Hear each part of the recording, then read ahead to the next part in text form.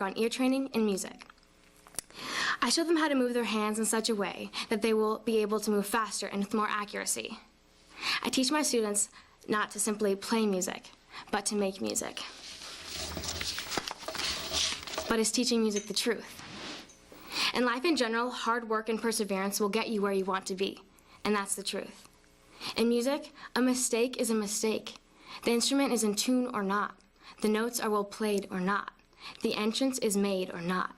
So through music study, students learn the value of sustained effort to achieve excellence and the concrete rewards of hard work. It's not easy to play an instrument or to be successful at it, so it takes daily commitment and daily practice. Therefore, being the one who instigates this learning and teaches this learning is the truth. Is teaching music fair to all concerned? Firstly, teaching music is directly fair to the student who is learning. Not only are they learning a specific skill set, but also hard work and discipline. Secondly, a study of the arts provides children with an internal glimpse of cultures and teaches them to be empathetic towards the people of these cultures. This development of compassion and empathy, as opposed to the development of greed and me-first attitude, provides a bridge across the cultural chasms that leads to respect of other races. Therefore, teaching music is fair to all concerned. Will teaching music build goodwill and better friendships? After every lesson, I leave feeling good about myself and about my student. Through teaching, I have built more than just a simple friendship with my students. They know that they can come to me for anything. Yes, I help them with music, but I also help them with more by giving them advice in their daily lives. We trust each other, and if they need me, I'm there to listen even outside of our lessons. Music study also enhances teamwork skills. In order for an orchestra to sound good, all players must work together harmoniously towards that single goal, the performance, and must commit to learning music, attending rehearsals, and practicing. I've been a part of the Kansas City Youth Symphony, and through that orchestra, I've met so many wonderful people whom I've made lasting friendships with. In life, we have to work with other people, and we have to know how to get along. So studying music develops skills that are necessary in the workplace. It focuses on doing as opposed to observing, and teaching students how to perform literally anywhere in the world. Employers are looking for multidimensional and well-rounded workers with the sort of flexible and pliable intellects that music education helps to create, as I described earlier. By teaching students music, they can also learn to better communicate and cooperate with one another. Therefore, teaching music will build goodwill and better friendships. Will teaching music be beneficial to all concerned? Early musical training is beneficial specifically to students because it helps develop brain areas involved in language and reasoning. It is thought that the brain development continues for many years after birth. Recent studies have clearly indicated that musical training physically develops the part of the left side of the brain known to be involved with processing language and can actually wire the brain circuits in specific ways. Linking familiar songs to new information can also help imprint information in young minds. After 8 months of keyboard lessons, preschoolers showed a 46% boost in their spatial IQ, which is crucial for higher brain functions such as complex mathematics. Not to mention music performance helps teach young people to conquer fear and to take risks. A little anxiety is a good thing, and it's something that will occur often in life. So dealing with it early on helps make it less of a problem later. Risk-taking is also essential if a child is to fully develop to his or her potential. James Howell said, "We learn by teaching." And I have found this to be true because every day that I teach, I learn something new about the bass, how to do something better or something that I can improve on myself. So teaching even helps the teacher. Teaching music also benefits others who do not study it. They are able to enjoy by listening and learning from those who do. For example, many people go to hear the symphony play and are able to benefit from those who have been taught music. Therefore, teaching music is beneficial to all concerned: the students, the teachers, and the audience. Every known human culture has music, illustrating it's that one truth all humans share. And teaching music supports that truth. Teaching music is fair to all concerned because it helps students develop confidence. It also helps them build an understanding and respect for people of different cultures. Friendships and goodwill grows out of the relationship between the teacher and the student. From there, the student is able to take what they have learned and apply it to other relationships in life. Teaching music is beneficial to all concerned, student, teacher, and audience. The student benefits intellectually, the teacher benefits educationally, and the audience benefits enjoyably. In the words of Henry Adams, a teacher affects eternity. He never knows where his influence stops. Thank you. Nice job. William Butler Yeats once wrote, "Education is not filling a bucket, but lighting a fire." What does this mean? Well, for one thing, education is a necessity for every single person. School should not be a place to fill minds with facts, but should be a place that sparks new ideas and encourages critical thinking and fosters innovation. This is why Yeats showed insight when he compared education to lighting a fire. And although many students see school as a place to simply show up every day, education is truly about much more than that. Learning is something that is most certainly fair to all concerned, builds goodwill and better friendships, is the truth, and is beneficial to all concerned. First, is education fair to all concerned? Technically, education is not a right in the U.S. The Constitution did not guarantee education to everyone. However, each person was guaranteed the pursuit of happiness, and I like to believe that education constitutes a part of happiness. To deny someone the opportunity to learn would be a crime. When one is allowed to spend time working to his or her potential, then that is fair. Taking full advantage of education proves the best way to lead each person to his or her potential. To learn is to thrive, and when each student takes the responsibility to thrive in this way, then we know that fairness has been delivered. Granting these opportunities to every citizen is something that should be done, and it definitely exhibits fairness. Hand in hand with fairness is the fact that education builds goodwill and better friendships. Education can be benevolent when used to promote peace and understanding. When we teach others to learn how to think, then they can pass that on. In this respect, educated people can easily improve the world. Education is also beneficial because a good education can bring someone out of poverty, or it can help a struggling parent find the job and money to feed their children. Education builds better friendships in that it brings people together. Through education, we meet like-minded people as well as diverse people. Through education, we meet influential teachers. I believe that education undoubtedly exemplifies goodwill and better friendships. Now, how is education the truth? I once heard a professor speak about how a student does not have to memorize the particulars of a historical event, because what's the point of memorizing the quadratic formula or the day the Constitution was written when Google lies beneath everyone's fingertips? This makes us wonder why education matters, why it is the truth. The truth is that we attend school for the purpose of learning invaluable skills such as analysis, reading, writing, and problem solving. Education is not merely about knowing facts and figures. Students cannot Google such a precious skill as critical thinking. Certain aptitudes prove priceless in today's competitive world. Graduates with knowledge that extends beyond navigating a computer will make more valuable contributions to the workplace. Consequently, students must focus not on filling their buckets with knowledge, but lighting their fire in order to prosper. That is the reality today. Finally, education benefits all concerned. President John F. Kennedy said, "Let us think of education as the means of developing our greatest abilities, because in each of us there is a private hope and dream which, fulfilled, can be translated into benefit for everyone and greater strength for our nation." Education can empower people to create new ideas and change the world. History shows us countless examples. Educated individuals evolved into pioneers who paved the way for future generations. The world would have never engineered cars, flown to the moon, developed computers, or ended segregation if a fire were not cultivated within each and every educated mind that made such a difference. Education should begin this fire that William Butler Yeats speaks of, and it should carry on throughout one's life. Now, I know some peers who may argue with me when I tell them how beneficial education is. I see it every day. Students who don't care and therefore just try to get by. I've seen good friends lose their motivation, cheat, and lose track of the future that education could bring them. Education is a privilege that many students take for granted. To deny the enormous capacity of the human mind and simply wander through life filling up buckets of unprocessed information would be detrimental to society. Life would change if humans didn't have the power to think critically.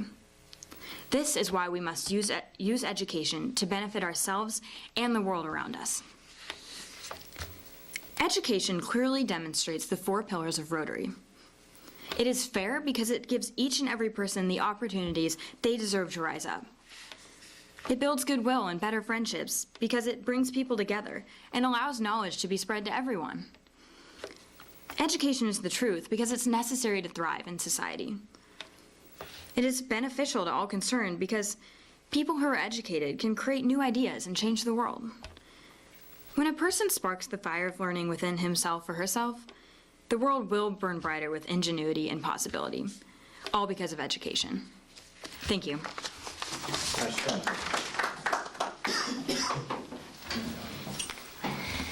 This past spring, I made one of the biggest and hardest decisions of my life so far.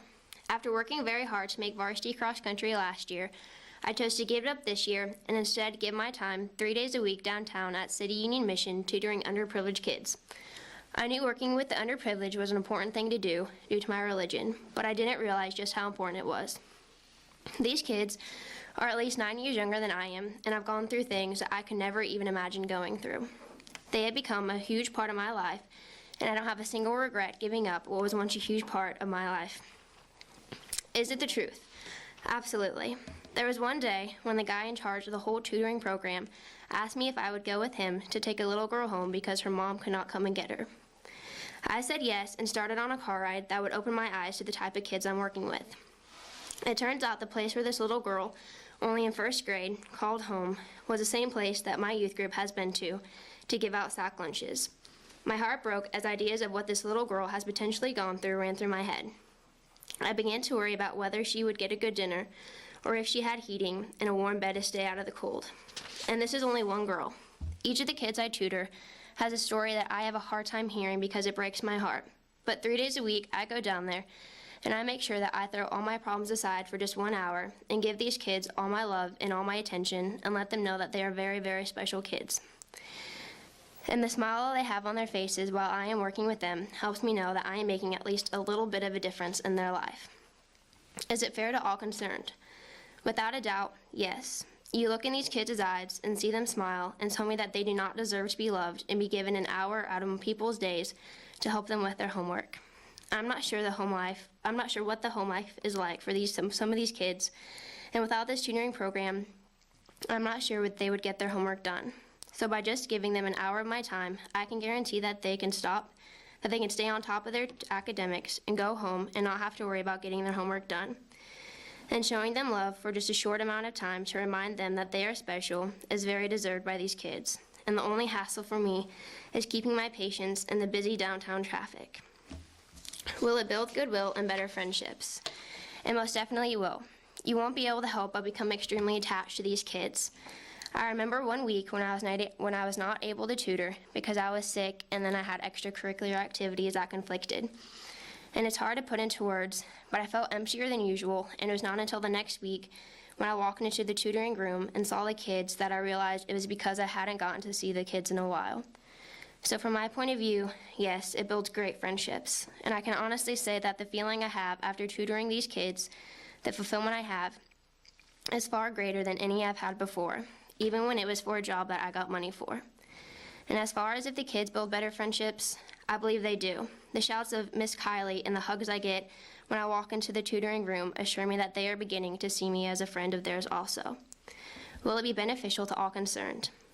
I don't know what every single kid has been through that I tutor, but to be at City Union Mission, it is clear that they have had to have been through some tough stuff. And by going down there, I do everything I can to give them at least 1 hour of fun and relaxation in their day. And the smile they have on their faces while I am there lets me know that I am accomplishing that. And for me, my life has never been the same. I look at everyone, even people I've known for a long time, and feel more love for them than I ever have. Seeing how happy these kids are and then finding out things that they have gone through has forced me not to judge people because I have no idea what they have been through. I've grown to truly love these kids, and when people say that what I am doing is a great thing for them and that I am making a big difference in their life, I just smile because the truth is that they are making an even bigger difference in mine. Thank you. Okay. Mike Jones once said, "You may be disappointed if you fail. However, you are doomed if you never take the first step." This summer, this was me. I was afraid to take the first step in becoming a leader. I did not want to trust others to accomplish a task I needed to get accomplished. I wanted to do it all by myself. Okay, but after all, who could accomplish what I needed to be done better than me? I thought no one could. Is this the truth? No. Is it fair to all concerned? No. Will it build goodwill and better friendships? No. And finally, will it be beneficial to all concerned? No. When applying the 4-way test, I found that I miserably failed. But after I went to a camp called RILA, or the Rotary Youth Leadership Academy, during the summer, my thoughts quickly changed. As I said previously, last summer I went to a camp called RILA.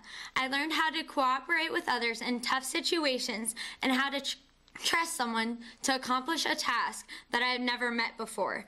Throughout the week at RILA, we did numerous activities that helped us become better leaders. It was not an easy week. I had to step outside my comfort zone, and I had to trust people I never met before. I learned a lot about myself that week, and it has helped me become a better leader. One of the first things we did when we arrived at RILA was icebreakers. Icebreakers are games that break the ice when meeting new people. They are silly activities that get you outside your comfort zone and just to have fun. We did an icebreaker every day. This helped us to get to know one another better. But soon we would do something that would test our new bonds even more. We went to an obstacle course and we had to learn to work together as a group. The first obstacle we had to conquer was a pit of flaming hot lava, and there were thorns going up the pit, and we couldn't touch the thorns or the pit or we would die. And we only had 3 blocks of wood to get across this, and everyone's talking and talking and no one's really listening to each other. So finally we all just agree, hey, we're gonna throw the blocks of wood in and run across the lava. But this didn't work because lava burns wood. And so those got taken away by our leader, and we had to figure it out.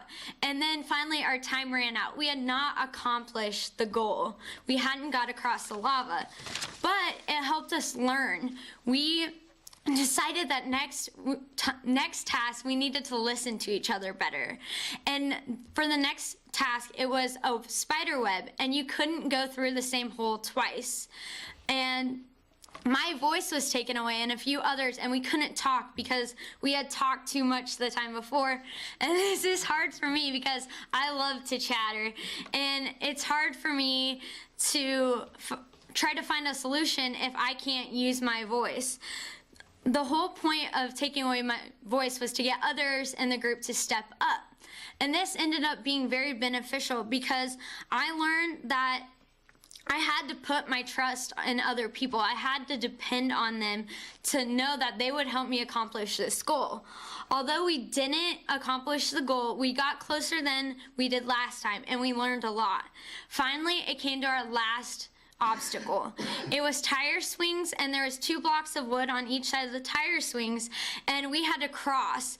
And we talked it through, and we all listened to each other, and even though my voice wasn't taken away this time, I still listened to other people. And we ended up accomplishing it, and it was the greatest feeling ever because we had worked so hard and we had been so frustrated that we weren't able to conquer any of the other obstacles, and then we did it, and it felt great. And it showed me that you have to trust other people. It's essential, and it's much harder to work by yourself than it is to work with a group. I learned many more things at RILA that helped me become a better leader, but going to this obstacle course was one of the greatest experiences I've ever had. It helped me trust others to accomplish a task that I needed to be accomplished, and we struggled together, but we did it. This camp suddenly came from a Kayla-oriented group to a group, and this helped us accomplish these tasks. It helped me become a better leader and a more trusting person. It helped me take that first step. I failed at realizing that I had to trust others to be a good leader, but Ryla kept me from being doomed and becoming a bad leader. So, was having this experience at camp the truth? Yes, it was. It helped me realize that the truth was I didn't have to complete these tasks alone. I could depend on others to get the job done. Sometimes the truth is hard to hear, and it was the truth that I needed help.